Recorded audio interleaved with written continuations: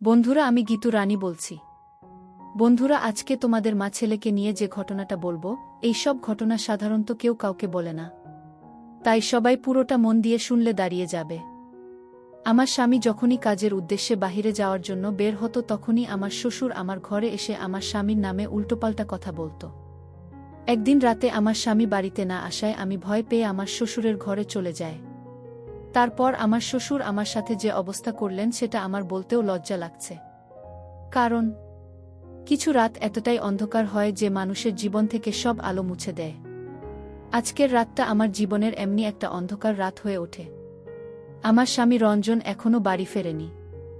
রাত 12:30 বাজছে। আমি বসার ঘরে তার ফেরার জন্য অপেক্ষা করছিলাম। আমার নজর বারবার ঘড়ির কাঁটার দিকে চলে যাচ্ছিল। সেকেন্ডের কাঁটার সাথে সাথে আমার বুকটাও ধকধক করছিল। আমি প্রার্থনা করছিলাম যাতে রঞ্জন তাড়াতাড়ি বাড়ি ফিরে আসে। এরই মাঝে হঠাৎ করে কারেন্ট চলে যায়। পুরো ঘরটা অন্ধকার হয়ে যায়। আবার অন্ধকারে খুব ভয় লাগে, আর এখন চারিদিক অন্ধকার। এমনিতেই আমি রঞ্জনের না ফেরার জন্য চিন্তায় ছিলাম, তার উপরেই অন্ধকার। আমি কিছু দেখতে পাচ্ছিলাম না। মনে হচ্ছিল যেন আমি অন্ধ হয়ে গেছি। আমি কোনো রকমে জিনিসপত্র তোকে নিজের ঘরের দিকে যাচ্ছিলাম। তখনই পায়ে একটা কুকুর ঘেউ ঘেউ করে ডেকে উঠল। এত জোরে থাকল যেন মনে হলো সে আমাদের উঠোনে চলে আসছে। ভয়ে আমার প্রাণটা বেরিয়ে যাওয়ার মতো অবস্থা। বাড়িতে তখন আমার শ্বশুরমশাই ছাড়া আর কেউ ছিল না। তিনি ওনার ঘরে ঘুমোচ্ছিলেন, আর আমি বসার ঘরে একা ছিলাম। আমার মনে হচ্ছিল যেন কুকুরটা আমাদের উঠোনে চলে এসেছে, আর সে যে কোনো সময় আমার কাছে চলে আসতে পারে। আমি ভয়ে ভয়ে আমার শ্বশুরের ঘরে গিয়ে পৌঁছলাম। আমি ওনার ঘরের দরজা ধাক্কা দিতে লাগলাম। যখন ঘরের দরজা খোলে তখন আমি ভয়ে কাঁপছিলাম। আমি বলি, বাবা, আমার মনে হচ্ছে আমাদের উঠোনে একটা কুকুর ঢুকে পড়েছে। আমার খুব ভয় করছে। আমি কি আপনার ঘরে আসতে পারি? আমি এত ভয় পেয়ে গিয়েছিলাম যে আমার মাথা কাজ করছিল না। তাই হয়তো আমি একটা ভুল পদক্ষেপ নিয়ে ফেলি। আমার শ্বশুরমশাই আমার হাত ধরে টেনে আমাকে ঘরের ভেতরে নিয়ে আসেন।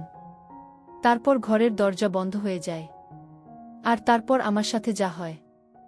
একজন স্ত্রী যদি তার স্বামীর থেকে কম সুন্দর হয়, তাহলে সে সবসময় মনক্ষুণ্ণতায় ভোগে। আজকাল আমার সাথে সেটাই হচ্ছে।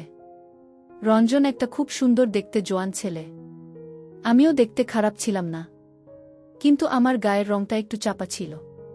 এই কথাটা আমাকে বিয়ের একদিন পরেই দিনই আমার শ্বশুরমশাইয়ের মুখ থেকে শুনতে হয়।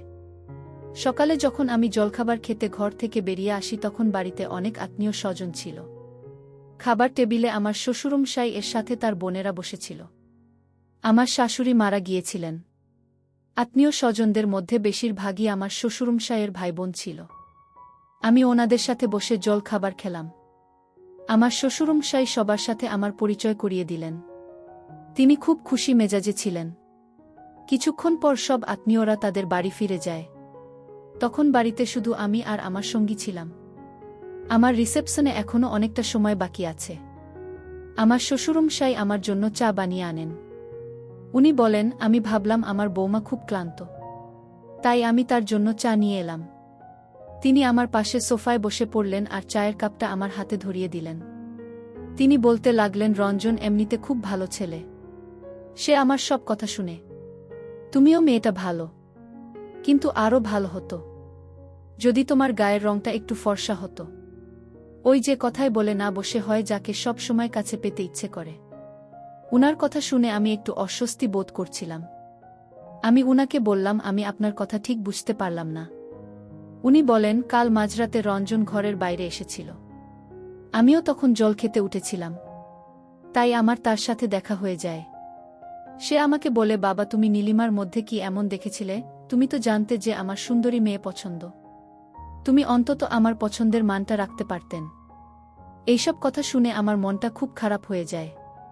তবে রঞ্জন কাল রাতে আমার সঙ্গে কোনো খারাপ ব্যবহার করে। সে এমন কোনো কথা বলেনি, সে বরং আমার প্রশংসা করছিল। তবে হ্যাঁ, আমার মনে আছে যে রঞ্জন রাত 2:30 বা 3:30 নাগাদ একবার ঘরের বাইরে বেরিয়েছিল। কিছুক্ষণ পর আবার ফিরে এসেছিল। আমি হাঁ করে শ্বশুরমশায়ের মুখের দিকে তাকিয়ে রইলাম। তিনি আমাকে বলেন, আমি বুঝতে পারছি তোমার এই কথাগুলো শুনতে ভাল লাগছে না। আমি কাল রঞ্জনকে খুব বকেছি আর বলেছি সে যেন ভুলেও তোমাকে এসব কথা না বলে। সে তোমাকে এরকম কোনো কথা বলেনি তো? আমি মাথা নেড়ে বললাম না।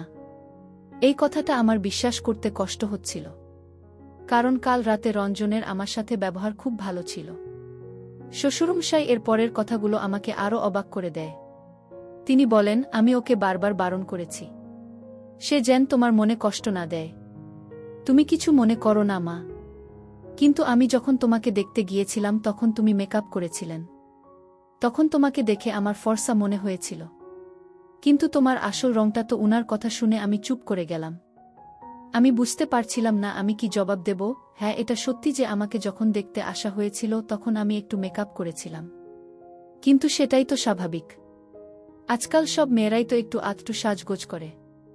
রঞ্জনের সাথে যখন আমার সম্বন্ধ পাকা হয়েছিল তখন আমি খুব খুশি হয়েছিলাম, কারণ শ্বশুরবাড়িতে আমার ভুল ধরার জন্য আমার কোনো শাশুড়ি বানো থাকবে না। কিন্তু তখন কি আর আমি জানতাম যে আমার শ্বশুরমশাই বিয়ের পরপরই আমার খুব ধরতে শুরু করবেন। যেভাবে বিয়েটা হয়েছিল সেইভাবে রিসেপশনটা বেরিয়ে গেল। বিয়ের পরের দিন থেকেই আমি রান্নাঘরের কাজ করা শুরু করে দিয়েছিলাম, কারণ বাড়িতে শুধু আমার শ্বশুরমশাই আর আমার স্বামী থাকত। এমনিতে আমার শ্বশুরমশাই খুব ভাল ছিলেন, আমার সাথে খুব ভালোভাবে কথা বলতেন, কিন্তু উনি রঞ্জনের ব্যাপারে যে সব কথা বলতেন সে সব শুনতে আমার ভাল লাগত। রঞ্জন অফিসে বেরিয়ে যাওয়ার পরেই বাবা আমার ঘরে চলে আসত। আমি তখন রঞ্জনের ফেলে রাখা জিনিসপত্র গোছাতে ব্যস্ত থাকতাম। বাবা এসে বলতেন, তুমি তাড়াতাড়ি আমাদের জন্য জলখাবার বানাও, তারপর আমরা দুজনে বসে গল্প। তিনি আমার সাথে বন্ধুর মতো কথা বলতেন। আমি ওনাকে এটাও বলতে পারতাম না যে আমি খুব ক্লান্ত, একটু বিশ্রাম নেব।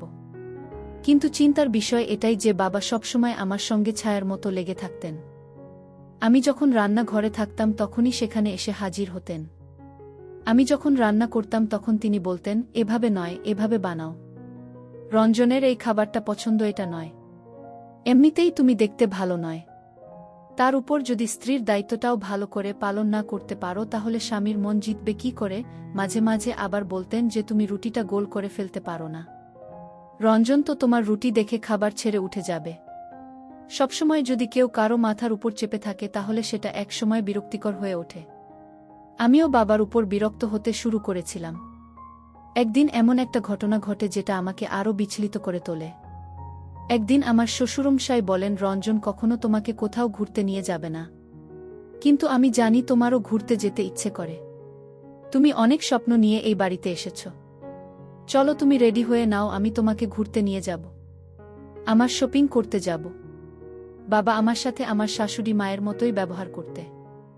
আমার সব কাজে ভুল ধরতেন, বলতেন রঞ্জনের এটা পছন্দ নয়, ওটা পছন্দ নয়। আমার মাকে যেতে ইচ্ছে করছিল না, তাই আমি বাবাকে বললাম আজকে ছেড়ে দিন। কিন্তু তা উনি আমাকে জোর করে মার্কেটে নিয়ে গেলেন। উনি বললেন, আমি তোমাকে একটা সুন্দর জামা কিনে দেব যেটা বলে তুমি খুব সুন্দর দেখাবে।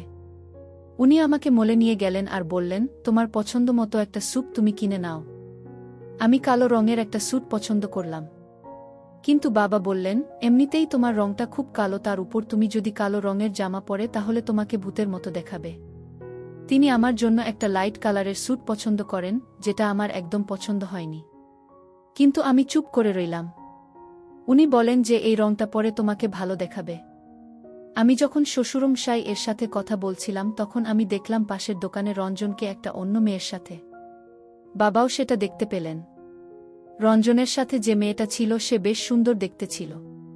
বাবা বলতে লাগলেন, দেখেছ, আমি বলেছিলাম না রঞ্জনের সুন্দরী মেয়ে খুব পছন্দ। সে যেখানে সৌন্দর্য দেখে সেখানে চলে যায়। রঞ্জন সেই মেয়েটার সাথে খুব হেসে হেসে কথা বলছিল। এটা দেখে আমার চোখে জল চলে আসে। আমি ওখান থেকে কিছু না কিনেই চলে আসি। আমার খুব রাগ হচ্ছিল, মনে হচ্ছিল সব কিছু তছনছ করে দিতে। আমি ভাবতে লাগলাম যে রঞ্জন কিরকম ছেলে, সে আমাকে বলতো সে আমাকে ভালোবাসে আর বাইরে গিয়ে সে অন্য মেয়ের সাথে ঘুরছে। আমার শ্বশুরমশাই বলেন, আমি কখনোই চাই না তোমার ঘর ভেঙে যাক মা। তবে ছেলেরা একটু স্বাধীনচেতা হয়, বিশেষ করে এমন ছেলেরা যারা সৌন্দর্য দেখে পাগল হয়ে যায়। হ্যাঁ, তুমি যদি সুন্দর দেখতে পাগল হয়ে যায়, হ্যাঁ, তুমি যদি সুন্দর দেখতে হতে তাহলে হয়তো তোমার স্বামীকে ঘরে বেঁধে রাখতে পারতে। বাবা আমাকে জল খাওয়ান আর আমার পাশে বসে আমার মাথায় হাত বোলাতে থাকেন। বাবা বললেন, আমি রঞ্জনের সাথে কথা বলবো। কিন্তু আমি কিছু গ্যারান্টি দিতে পারছি না। আমি রঞ্জনের জন্য কি না করতাম। তার পছন্দের খাবার বানাতাম, তার পছন্দমতো ঘর সাজিয়ে দিতাম, এমনকি নিজেকেও তার মনের মতো তৈরি করার চেষ্টা করতাম। কিন্তু রঞ্জনের আমার এত আত্মত্যাগ চোখে পড়ে না। রাতে যখন রঞ্জন বাড়ি ফিরে আসে তখন আমি আমার ঘরে বসে কাঁদছিলাম। রঞ্জন আমাকে জিজ্ঞেস করে, তোমার কি হয়েছে, শরীর ঠিক আছে তো? আমার তো ইচ্ছে করছিল এখুনি বলে দিতে যে আমি তোমার আসল রূপটা ধরে ফেলেছি। কিন্তু বাবা আমাকে অনেকবার বারণ করেছিলেন। বলেছিলেন যেটা করলে আমার ঘর ভেঙে যেতে পারে। রঞ্জন যদি জানতে পারে যে তুমি জেনে গেছো তার অন্য মেয়ের সাথে সম্পর্ক আছে, তাহলে তার মন থেকে সব ভয় দূর হয়ে যাবে। আমি রঞ্জনকে বলি যে আমার মাথা ব্যথা করছে। রঞ্জন বলে, চলো আমি তোমাকে ডাক্তারের কাছে নিয়ে যাচ্ছি। এমনিতেই তোমার গায়ের রং কালো, তার উপর তুমি কেঁদে কেঁদে নিজের যা অবস্থা করেছ তোমাকে একেবারে ভূতের মতো দেখাচ্ছে। আমার গালে একটা হালকা করে চাকরি মেরে সে এই কথাটা বলে। কথাটা শুনে আমার খুব অভিমান হয়। আমি বলি, আমি যখন এতই খারাপ তখন আমাকে বিয়ে করলে কেন? আমার কথা শুনে রঞ্জন আমার দিকে তাকিয়ে থাকে। তারপর একটু হেসে বলে, আমার অনেক বড় ভুল হয়ে গেছে। কিন্তু কি আর করা যাবে, ভুল যখন হয়েছে তখন তোমাকে সহ্য তো করতেই হবে। এই বলে সে হাসতে হাসতে আমার পাশে এসে বসে আমার হাতটা ধরে বলে, আমি মজা করছিলাম, চলো তোমাকে ডাক্তারের কাছে নিয়ে যাই। কিন্তু আমি জানতাম যে সে মজা করছিল না। হয়তো আমার শ্বশুর অনুযায়ী তাকে বারণ করেছে, তাই সে তার মনের কথাটা বলেও সেটাকে মজা হিসেবে উড়িয়ে দেয়। আমি আমার হাতটা রঞ্জনের হাত থেকে সরিয়ে নিই আর বলি, আমি কোথাও যাব না। আমার মাথা ব্যথা করছে, আমি ওষুধ খাব আর ঠিক হয়ে যাব। এই বলে আমি ঘর থেকে বেরিয়ে চলে যাই। কিন্তু আমার মনটা খুব খারাপ হয়ে যায়। স্বামী যদি তার স্ত্রীকে ভালো না বাসে, সবসময় তার খুঁত ধরে, তাহলে একসময় স্ত্রীর ও তার স্বামীর প্রতি ভালোবাসা কমে যায়। রঞ্জনের প্রতি আমার টান আস্তে আস্তে কমতে শুরু করেছিল। একদিন আমার শ্বশুরমশাই বলেন যে তাদের পরিবারের একজনের বিয়ে আছে, তাই আমাকে তৈরি থাকতে বলেছিলেন। আমি একটা সুন্দর নীল কালারের স্যুট বার করে পরে ফেললাম। সেটা পরে আমি আয়নায় তাকালাম। আমার মতো চাপানো, হালকা চাপা, আর এই রঙের স্যুট পরে আমাকে বেশ সুন্দর দেখাচ্ছিল। সেই সময় রঞ্জন ঘরে আসে আর আমার দিকে একনজোরে তাকিয়ে থাকে। ওকে দেখে আমার মনে হলো যে আমি হয়তো তার মনে প্রভাব ফেলতে পেরেছি। সে আমার পাশে এসে দাঁড়িয়ে বলে, তুমি যতই সাজগোজ করুন না কেন, আমার মতো সুন্দর তুমি কখনোই হতে পারবে না। এই বলে সে আমাকে জড়িয়ে ধরে আয়নার সামনে নিয়ে যায়।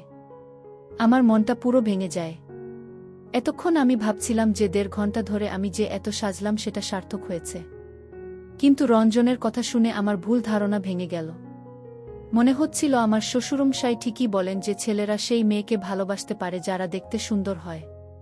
আমি রঞ্জনের থেকে সরে আসি। রাগের মাথায় আমি আমার সব গয়না খুলে ফেলি। তারপর একটা টিস্যু পেপার বার করে আমার মেকআপ মুছতে শুরু করি। এটা দেখে রঞ্জন একটু গম্ভীর হয়ে যায় আর বলে, নীলিমা তুমি এটা কি করছো? আমাদের এমনিতেই অনেক লেট হয়ে গেছে। আমি বলি, আমি কোথাও যাব না। রঞ্জন বলে, এমন ছেলে মানুষে কেন করছো? তুমি একটা ছোট্ট ব্যাপার কি এত বড় করে কেন দেখছো? আমি বললাম, আমার ওখানে যাওয়া ঠিক হবে না, কারণ আমি তোমার পাশে বানাব না। আর তোমার কাছে কি মেয়ের অভাব আছে? ওখানে অনেক সুন্দরী মেয়ে থাকবে, তাদের কারো সাথে তুমি রাতটা কাটিয়ে এসো। এটা বলার সাথে সাথে রঞ্জন আমার গালে একটা জোরে থাপ্পড় মারে। আমি এটার জন্য একদম তৈরি ছিলাম না। আমি রঞ্জনের কাছ থেকে এটা আশা করিনি। রঞ্জন বলে, এসব কি কথা বলছো তুমি? তোমার কি আমাকে দেখে সেরকম লোক মনে হয়? আমাদের গলার আওয়াজ এতটাই উঁচু ছিল যে ঘরের বাইরে অবধি আমাদের আওয়াজ শোনা যাচ্ছিল। আমি বলি, আমার সামনে ভদ্রলোক, সেজন্য রঞ্জন।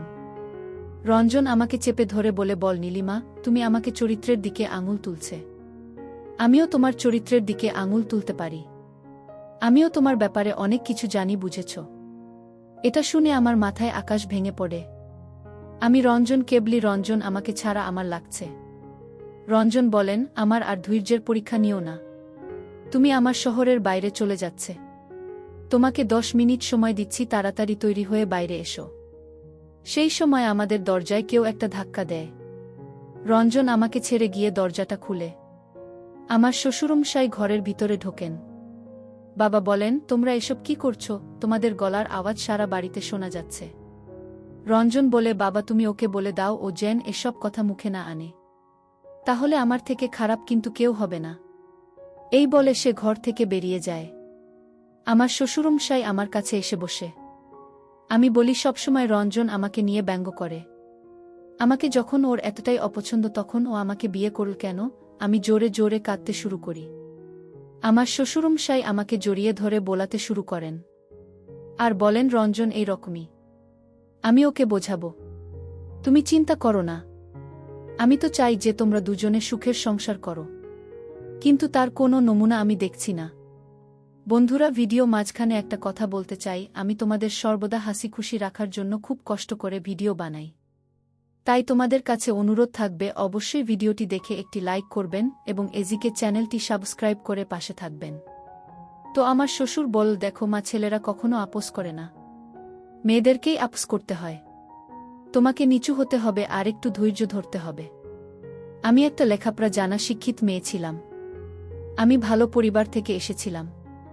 তা সত্ত্বেও আমি রঞ্জনের সব কথা মেনে নিতাম। এরপরেও যদি রঞ্জনের শুধু আমার খারাপটাই চোখে পড়ে তাহলে আমি কি করতে পারি? বাবা বলেন, এখন তুমি তৈরি হয়ে নাও, না হলে ঝামেলা আরও বাড়বে। আমি না চাইতেও আবার তৈরি হলাম আর বিয়ের বাড়িতে গিয়ে চুপচাপ এক কোণে বসে রইলাম। রঞ্জন বারবার আমার দিকে তাকাচ্ছিল। বেশ কিছুদিন আমাদের মধ্যে কোনো কথা হয় না। একদিন আমাদের বাড়ির দরজায় কেউ এসে কড়া নাড়ে। সাধারণত আমার শ্বশুরমশাই দরজা খুলতেন, কিন্তু তিনি ঘর থেকে বেরিয়ে এলেন না দেখে আমি গিয়ে দরজা খুলি। আমি দেখলাম একটা কমবয়সী ছেলে এসেছে। সে জিজ্ঞেস করে, অমলবাবু আছেন? সে আমার শ্বশুরমশাইয়ের কথা বলছিল। আমি বললাম, হ্যাঁ আছে। সে বলে তিনি আমাকে বাড়িতে দেখেছেন। আমি সরে দাঁড়ালাম যাতে ছেলেটা বাড়ির ভিতরে ঢুকতে পারে। আমি বাবার ঘরটা তাকে দেখিয়ে দিলাম আর সে বাবার ঘরের দিকে চলে গেল। তখনই আমার চোখ ছানাবড়া হয়ে গেল যখন আমি দেখলাম আমার শ্বশুরমশাইকে সামনের গলিটা থেকে বাড়ির দিকে আসতে।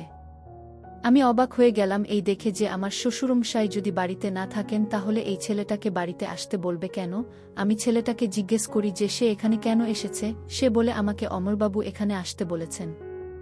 আমি বলি, তুমি মিথ্যা কথা বলছো, বাবা তো এখন বাইরে থেকে ফিরছেন, তাহলে উনি তোমাকে বাড়িতে আসতে বলবেন কেন? আমি যখন ছেলেটার সাথে কথা বলছিলাম তখনই বাবা বাড়িতে এসে পৌঁছান। বাবা সেই ছেলেটাকে দেখে আমার দিকে বিস্মিতভাবে তাকায়। তখনই ছেলেটা দৌড়ে বাড়ি থেকে পালিয়ে যায়। আমি দেখে হতবাক হয়ে যাই। বাবা আমাকে জিজ্ঞেস করেন, এই ছেলেটাকে, সে কেন এখানে এসেছিল? বাবার প্রশ্ন আমাকে বিচলিত করে। আমি বলি, সে আপনাকে খুঁজতে এখানে এসেছিল বাবা। সে বলছিল আপনি নাকি ওকে দেখেছেন। বাবা বলে, তুমি কি ভেবেছ তুমি আমাকে যা বলবে আমি তাই বিশ্বাস কর? আমি তো এই ছেলেটাকে চিনি না। আমার মাথা ঘুরতে শুরু করে। আমি বলি, আমি সত্যি বলছি বাবা, এই ছেলেটা আমাকে তাই বলছে। বাবা বলে, যে কেউ এসে তোমাকে বলবে যে সে আমার সাথে দেখা করতে চায় আর তুমি তাকে বাড়ির ভিতর ঢুকতে দেবে। বাবা যখন আমার সাথে তর্ক করছিলেন তখনই রঞ্জন বাড়িতে ফিরে আসে। সে আমাদের অর্ধেক কথা শুনতে পেয়ে যায়। সে বাবাকে জিজ্ঞেস করে, বাবা কি হয়েছে? বাবার সঙ্গে সঙ্গে চুপ করে যান আর আমাকেও চুপ করে যেতে বলেন। রঞ্জনকে বলেন, না কিছু হয়নি। রঞ্জন অনেক জিজ্ঞেস করল, কিন্তু বাবা কিছুই বললেন না। তারপর রঞ্জন বলে যে সে শুনতে পেয়েছে যে বাড়িতে কেউ একটা এসেছিল। কে এসেছিল? বাবা বলে, তুমি বাদ দাও রঞ্জন, আমি তো আছি, আমি সব সামলে নেব। রঞ্জন আমার দিকে রেখে তাকাল। তারপর সে নিজের ঘরে চলে গেল। রঞ্জনের যাওয়ার পর বাবা বললেন, ওকে কিছু বলার দরকার নেই। আমি চাই না তোমাদের মধ্যে আবার ঝামেলা হোক। এই ঘটনা তার কয়েকদিন পরে একটা রাতে রঞ্জন বাড়িতে ফিরতে দেরি করে। আমি খুব চিন্তা করছিলাম আর তখনই লাইফটাও চলে যায়। আমি বাধ্য হয়ে আমার শ্বশুরের ঘরে গিয়ে উপস্থিত হই। কিন্তু যে আমি আমার শ্বশুরমশাইয়ের ঘরে ঢুকি, আমার মনে হলো কেউ একটা আমাকে জড়িয়ে ধরল। আমি বুঝতে পারছিলাম না সে কে। আর ঠিক সেই সময় ঘরের লাইটটা জ্বলে ওঠে। আমি দেখি আমার শ্বশুরমশাই বিছানায় শুয়ে আছেন আর যে আমাকে জড়িয়ে ধরেছে সেই ছেলেটা যে আমার শ্বশুরমশাই খোঁজে আমাদের বাড়িতে এসেছিল। আমি ভয় পেয়ে গেলাম। ওই ছেলেটার হাত থেকে নিজেকে ছাড়ানোর চেষ্টা করছিলাম। আর ঠিক তখনই রঞ্জন ঘরে এসে ঢোকে। এসব দেখে তো রঞ্জন রেগে গিয়ে ছেলেটাকে মারতে শুরু করে। তখন আমার শ্বশুরমশাই উঠে বসলেন আর বললেন, এই ছেলেটা আর তোমার বউ দুজন মিলে আমাকে অজ্ঞান করে দিয়েছিল। ভালো হয়েছে তুই এদেরকে হাতে নাতে ধরতে পেরেছিস। আমি অবাক হয়ে বলি, বাবা আপনি এসব কি বলছেন? বাবা বলেন, রঞ্জন, আমি তোকে আগেই বলেছিলাম এই মেয়েটাকে বিয়ে না করতে, আমার ভাইয়ের মেয়েকে বিয়ে করতে বলেছিলাম। কিন্তু তুই তো আমার কথা শুনলে না। তুই নিজের ইচ্ছে মতো কাজ করবে। এবার দেখলে তো এই মেয়েকে বিয়ে করার নমুনা। এবার আমি আমার শ্বশুরমশাইয়ের সব ষড়যন্ত্র ধরতে পারলাম। ছেলেটা তো পালিয়ে যায়, মনে হয় আমার শ্বশুরমশাই তাকে টাকা দিয়ে এখানে এনেছিল আমার বদনাম করার জন্য, আমাকে রঞ্জনের চোখে ছোট করার জন্য। রঞ্জন আমার দাদাকে ফোন করে বলে আমাকে এসে নিয়ে যেতে। কিন্তু আমি রঞ্জনকে সব কথা বলে দিই। আমি তাকে বলি যে তোমার বাবাই আমাকে তোমার নামে খারাপ কথা বলবো। তিনি আমাকে ভুল বুঝিয়েছিলেন। এতে আমার কোনো দোষ নেই। আমি ভগবানের দিব্যি দিচ্ছি। আমি ওই ছেলেটাকে চিনি না। রঞ্জন বলে, ঠিক আছে, আমি কালকে ওই ছেলেটাকে খুঁজে বার করব। আর তারপর তার মুখ থেকে সব কথা বার করব। যদি প্রমাণিত হয় যে তুমি মিথ্যা কথা বলছো, তাহলে আমি তখনই তোমাকে ডিভোর্স দেব। একদিন পরে রঞ্জন ওই ছেলেটাকে খুঁজে বার করে আর তাকে মেরে তার থেকে সব সত্যি কথা বার করে নেয়। সে আমার শ্বশুর অনুসারে সব ষড়যন্ত্র ফাঁস করে দেয়। রঞ্জন আমাকে তার এক বন্ধুর বিয়েতে দেখেছিল। আর আমাকে দেখে তার খুব পছন্দ হয়েছিল। তাই সে তার বাবার কাছে জেদ ধরেছিল যাতে তিনি আমার বাড়িতে বিয়ের প্রস্তাব নিয়ে আসেন। কিন্তু আমার শ্বশুরমশাই চেয়েছিলেন রঞ্জনের বিয়ে তার ভাইয়ের সাথে দিতে। তিনি এসব ষড়যন্ত্র এই জন্য করেছিলেন যাতে রঞ্জন আমাকে ছেড়ে তার ভাইয়ের মেয়েকে বিয়ে করে। কে বলে যে শুধু শাশুড়িরাই বোমাদের বিরুদ্ধে ষড়যন্ত্র করে? এই কাজটা মাঝে মাঝে সুরাও করে থাকেন। তো বন্ধুরা, আজকে এই পর্যন্তই। ভিডিওটি দেখার পর যদি তোমাদের ভালো লাগে তাহলে অবশ্যই একটি লাইক করবেন। প্রিয় বন্ধুরা, গল্পটি ভালো লাগলে অবশ্যই কমেন্ট করে জানাবেন।